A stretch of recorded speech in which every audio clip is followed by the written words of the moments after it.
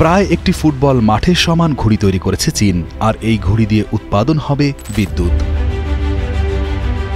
সম্প্রতি চীনের মঙ্গোলিয়া অঞ্চলের আলাক্সা লেফট ব্যানারে এই বিশাল ঘড়ির প্রথম পরীক্ষামূলক উড্ডয়ন সফলভাবে শেষ হয়েছে।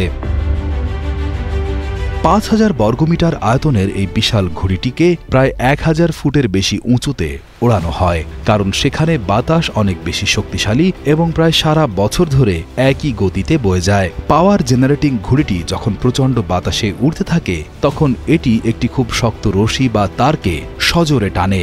সেই রশিটি মাটির সাথে যুক্ত একটি জেনারেটরের সাথে সংযুক্ত থাকে।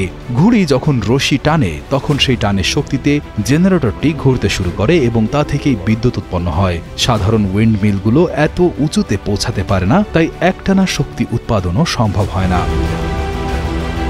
পরীক্ষা চলাকালীন ঘড়িটিকে সফলভাবে আকাশে ছাড়া এবং পরে নিরাপদে গুটিয়ে আনা সম্ভব হয়েছে।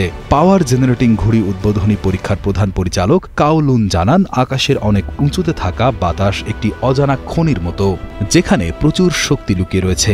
এই শক্তিকে যদি ঠিকভাবে কাজে লাগানো যায় তাহলে তা শক্তির জগতে একটি বিশাল পরিবর্তন আনবে। আমরা বিশ্বের বৃহত্তম বিদ্যুৎ উৎপাদনকারী ঘড়ির প্রথম স্থাপনার পরীক্ষা সম্পন্ন করেছি এবং সফলভাবে তথ্য সংগ্রহ সম্পন্ন করেছি। ভবিষ্যতে এমন ঘড়ি ঝাঁক তৈরির জন্য বৈজ্ঞানিক ভিত্তি প্রদান করবে আজকের এই পরীক্ষা। ঘড়ি তৈরিকারী প্রতিষ্ঠান চায়না এনার্জি ইঞ্জিনিয়ারিং কর্পোরেশন জানিয়েছে, এই পরীক্ষার মাধ্যমে তারা অনেক গুরুত্বপূর্ণ তথ্য সংগ্রহ করেছে যা ভবিষ্যতে আরও ভালো ঘড়ি ডিজাইন করতে সাহায্য করবে। প্রকৌশলীরা জানিয়েছেন তাদের পরবর্তী লক্ষ্য হল একসাথে একাধিক ঘড়ি উড়িয়ে পরীক্ষা করা এবং তারা আশা করছেন আগামী বছরের শেষের দিকে এই ঘড়ি সিস্টেম থেকে পুরো দমে বিদ্যুৎ উৎপাদন শুরু করতে পারবেন।